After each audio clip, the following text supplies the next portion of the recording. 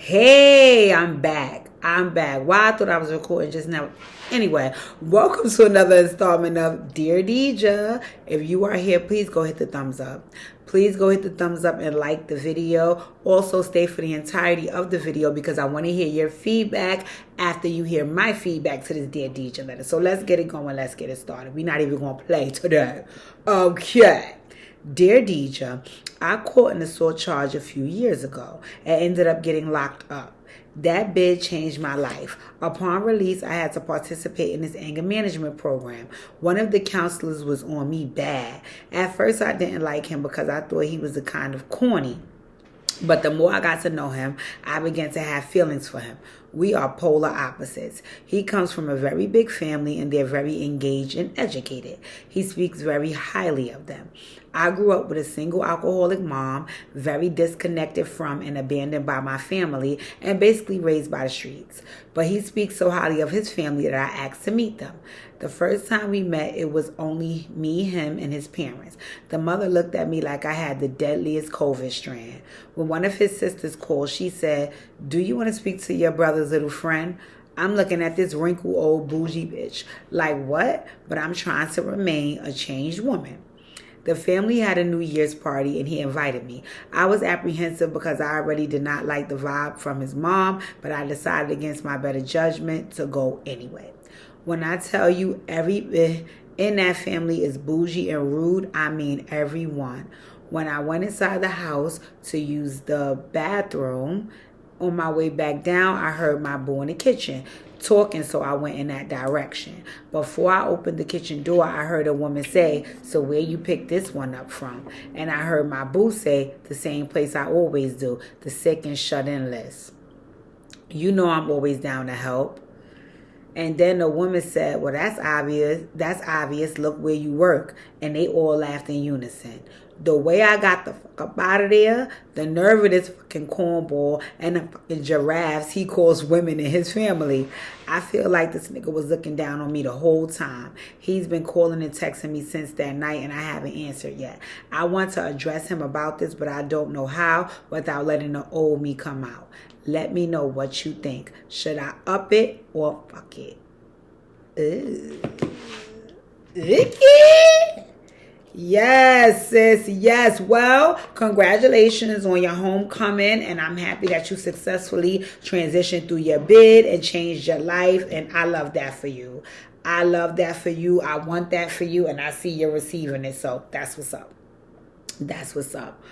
I'm going to take a sip. Hold on. Let me put my glasses away. Because your man, the counselor. Okay. Ooh. Okay.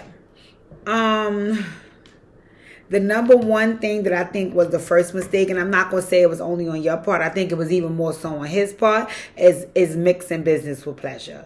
Is mixing business with pleasure, because 9 times out of 10 when folks get incarcerated, they're being judged. That's the long and the short of it. Even if you explain your whole story about how what happened to you, it could have been a mistake. It could have been not your fault, so on and so forth. Either way, when folks get incarcerated, they're being judged. They're being judged. Folks want to know, how did you get in that predicament? What life had in store for you that you would go down that road? Yada, yada, yada, yada, yada, yada. So you're being judged. You're being judged off the rip, right? I think what also made this situation so unfortunate and so sad is that if he was your counselor in a program, I'm going to assume that he was privy to your records, and not in the sense that he works in the jail, but he probably was privy to information about you and your case and your lifestyle prior to the case and your lifestyle while you were in prison and so on and so forth, right? So that already gave him the advantage to judge you before he even really knew you. Right. So that's one thing that me personally, I wouldn't like, because I like people to get to know me for who I am in a moment right here, boom, bye, bam, as opposed to you having a fucking rap sheet about who I am and judging me off of what you see thus far. Because like I said, prior to my healing journey, I was not the same person. So if somebody gave somebody a version of me, what the If somebody gave somebody a version of me prior to my healing journey, that would irritate me, because it's like, why are you giving somebody a reason to prejudge me when they have not even met me? So I think that he probably had some information about you prior to seeing you, which caused him to pass judgment numero uno. And again, it could have been good judgment or bad judgment. It's just the fact of, I'd rather you get to know me face to face, yada, yada, yada, right? Okay.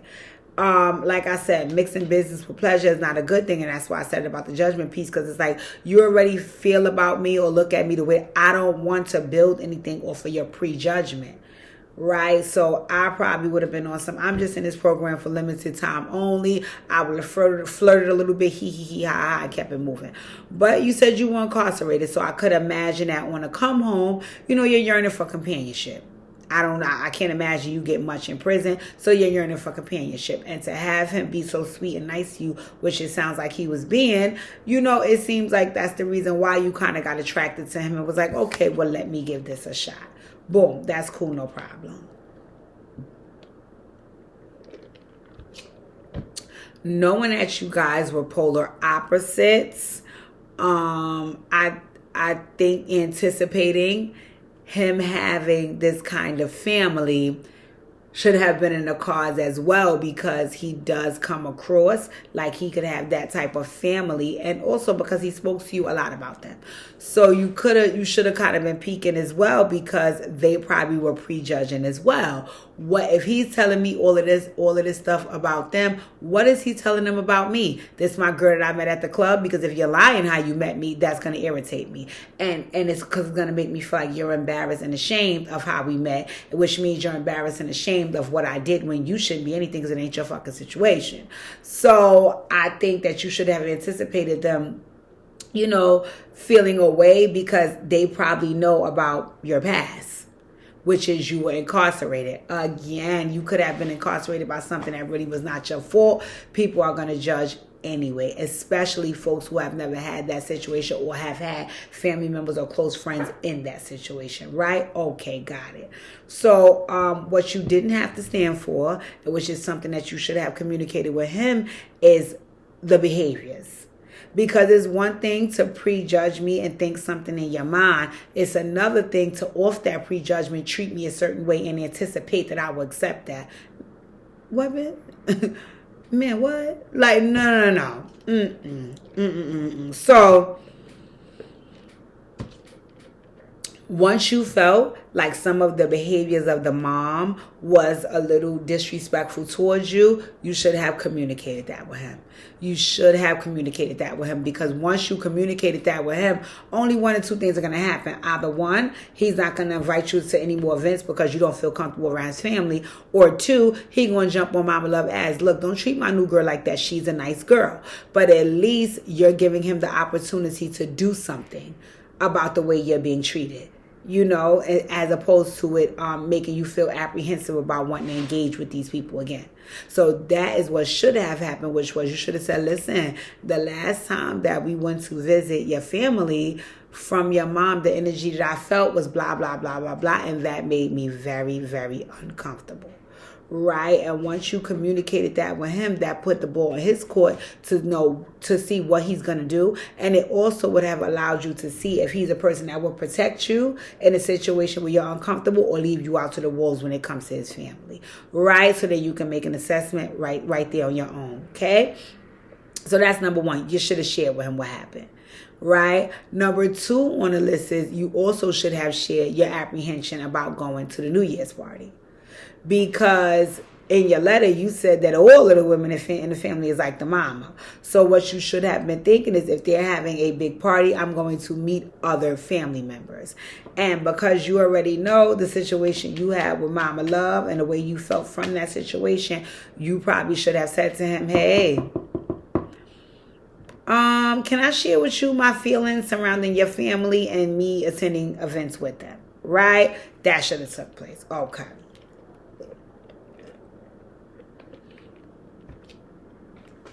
Once you shared with him about maybe some concerns regarding partying with his family and the way you've been treated, that will once again give you the opportunity to see like, oh, okay, this is a person who will either A, brush his family behaviors under the rug because they're so close and he don't see that they do no wrong. B, he will protect me and safeguard my feelings and make me feel like I'm just as important as the other people in his life that he loved. Or C, I don't need to entertain or engage with his family at all because clearly they are one and I'm outside of that circle, right? So you should have shared with him your apprehensions surrounding going to this goddamn party, right? Okay. Now, when it comes down to what was said, what you overheard, how you interpreted what was said and what you overheard, and then your behaviors following what you overheard and how you interpreted it. I want to say kudos to you. I want to say kudos to you because you said initially in the beginning of your letter that you caught an assault charge. So I can imagine that you're the type of person that's used to really getting with folks physically. So the fact that you didn't bust in that kitchen and start swinging on everybody says a lot about what you said. I'm a changed woman. I'm a changed woman. So as opposed to letting this situation trigger me and you see the old me come out, let me just remove myself and you left. And I want to applaud you for that.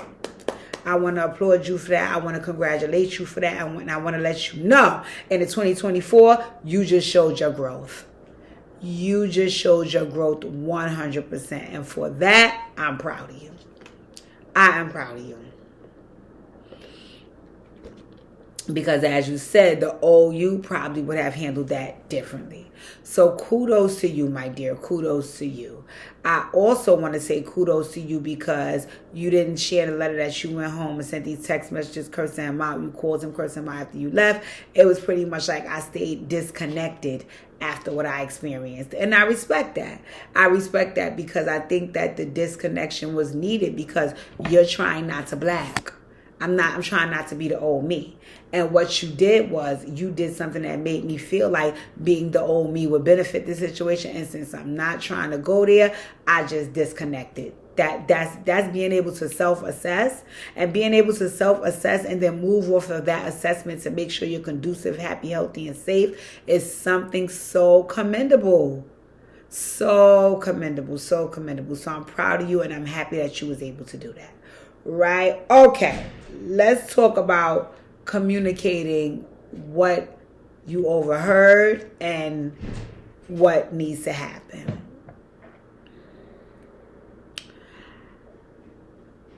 I'm getting, right, that, and I could be wrong, again, when you come for your Operation Heal One Your Hearts 101 session, you could let me know if I'm wrong. I'm getting that you think that to some degree, he might be better than you. And I'm getting that you feel like he also feels like he is better than you. So I think you think by him saying those things that it only confirms what you already was thinking about yourself and also what you thought he felt. So to actually hear it, it hits you in the chest like a ton of bricks because it's like I was trying not to believe that what I was thinking about you was right, and hearing it only proved that. You know, and I pray that he gets to apologize to you for that. He's not the one having a one-on-one session, so I can't tell him that he needs to, but he does. And I pray that he gets to apologize to you for that. Whether you accept it or not, hey, that's on, you know what I'm saying? But I pray that he gets to apologize to you about that. Because I don't think it's fair for you to try to pursue me knowing you were looking down on me. What was that about? What was that about? So I pray that he gets to apologize to you and say, you know, I'm sorry that I publicly made a statement that could offend you and make you feel like you were beneath me. But the other part of that about it is, does he really feel that way though? To say the sick and shut-in list, and granted, right? That it's a funny way to look at that. He could have been making jokes. So you could assess that, do you have a jokey personality and you were joking? Or do you feel like he is cocky and arrogant enough to really feel like what he said to his family?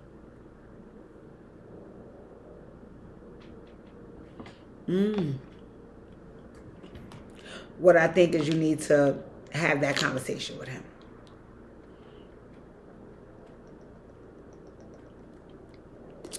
I think you need to have the conversation of, what do you feel? Do you feel like I'm a charity case? Did you try to talk to me because you thought that you would be doing me a favor? Right?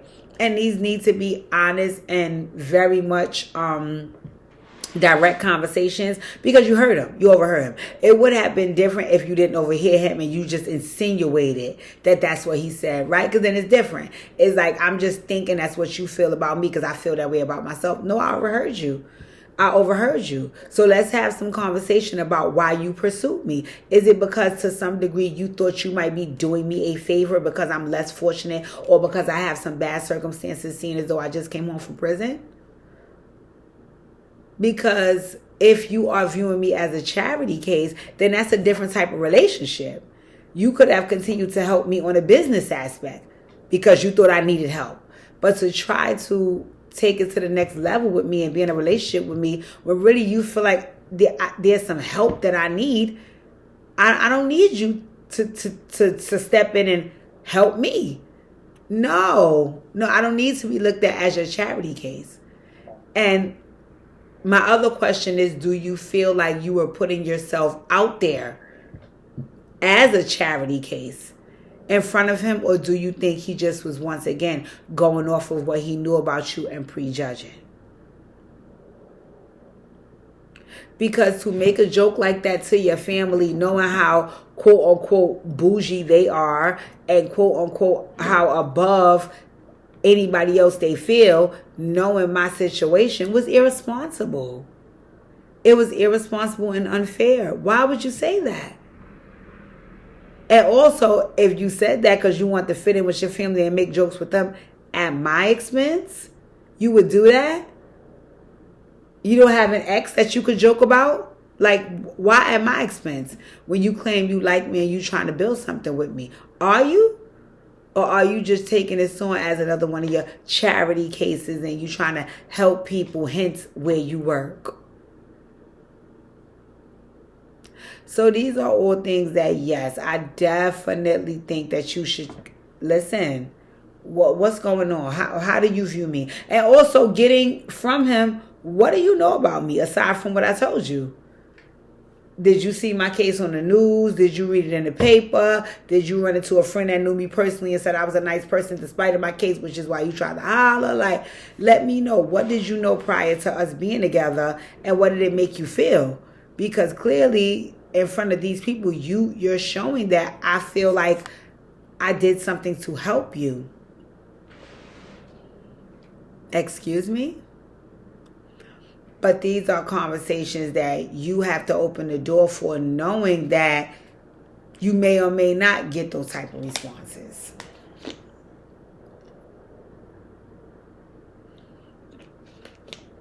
He may say to you, I didn't mean no harm. I was just joking with my family. Or he may say, but that is the situation. You did need help. And no matter what he says, you need to be prepared for those responses so you can proceed moving forward how you see fit. If you're okay with, hey, you saw that I needed help and you helped me, that makes you a great guy because I want to stay with you, then by all means move forward. If you're okay with, dealing with a person that would view you as a charity case, it's all good. But if a person views you as such and that's not how you view yourself, what is next? What is next for you and him? What if he's helped you to the capacity that either you or him feel is enough? So case in point, let's just say, oh, I did it. He feels like, oh, I did everything to you, for you, and he wants to try to help you, and he wants to try to fall back now. You may feel like you don't need to fall back. You need to continue to push forward. I need more help. Is that something that could work for y'all?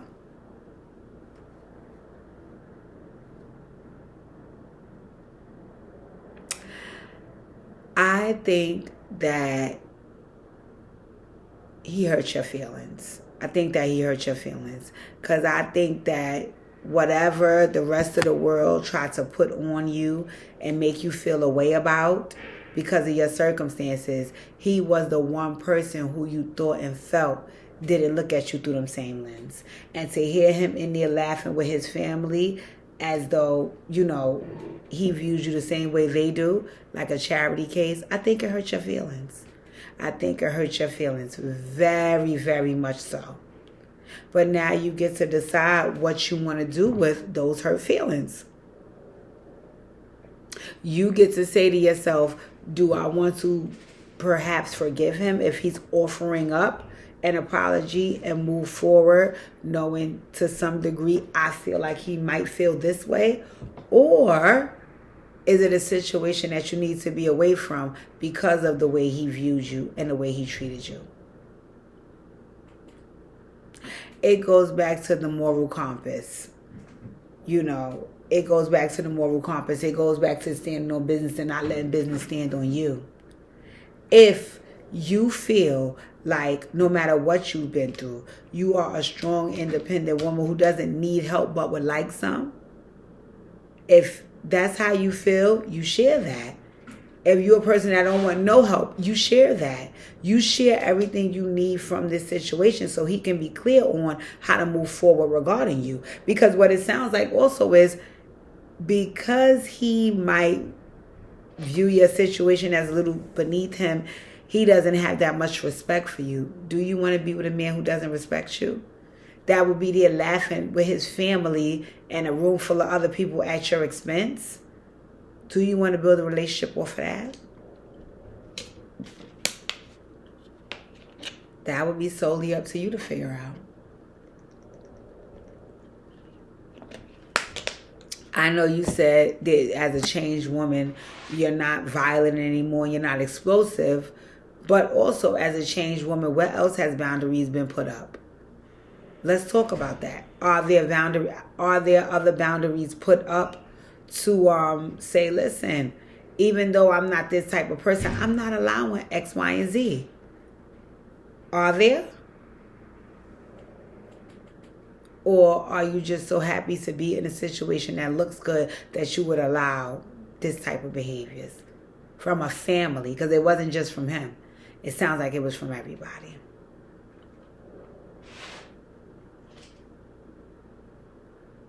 I don't think that's fair to you. I think you've been through enough.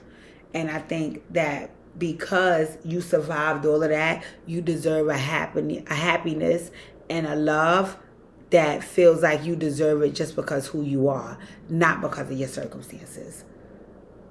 I used to tell Pookie that all the time. He had a situation, he rebounded from a situation. But I always used to share with him, you know that during the time of you going through the rough patch and me having your back was just me doing simply what I do. I don't want you to feel obligated to stay with me because I had your back or I held you down or I made things happen or no. I want you to be with me because I'm where you want to be.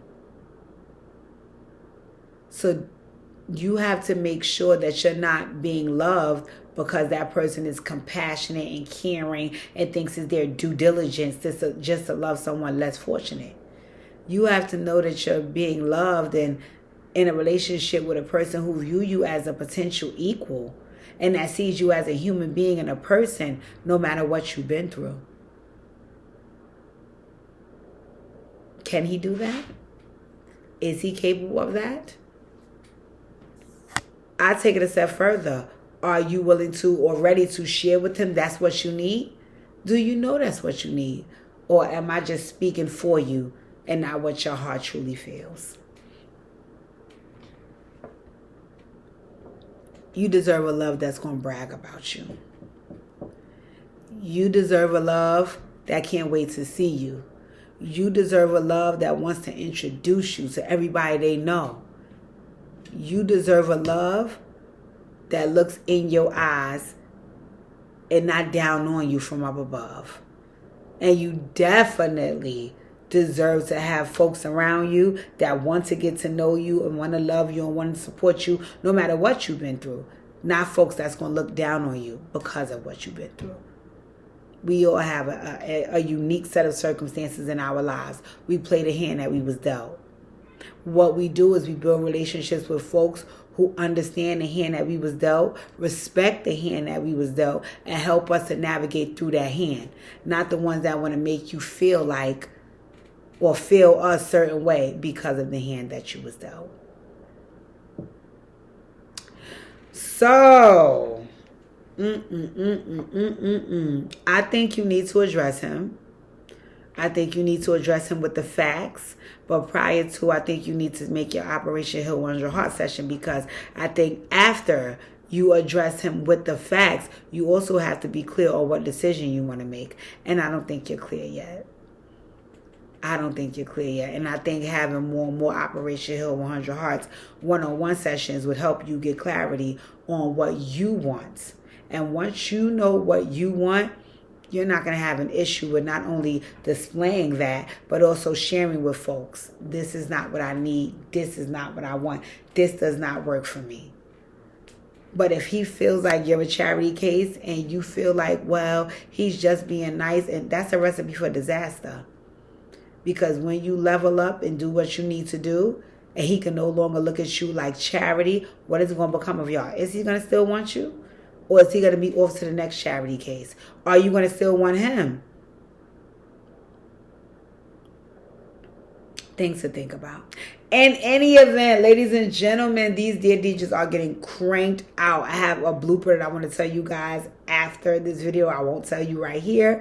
But in any event, thank you for tuning in. Make sure you go like, comment, share, subscribe. Hit the thumbs up, please, before you leave. And leave your commentary down in the chat, in the comments, because I would like to know, did I land a plane? Did I get some horrible feedback? Is there something more she needed? Is there something that he could have done better? Please let the folks know, because they want to hear. That's why they write in the Dear DJs.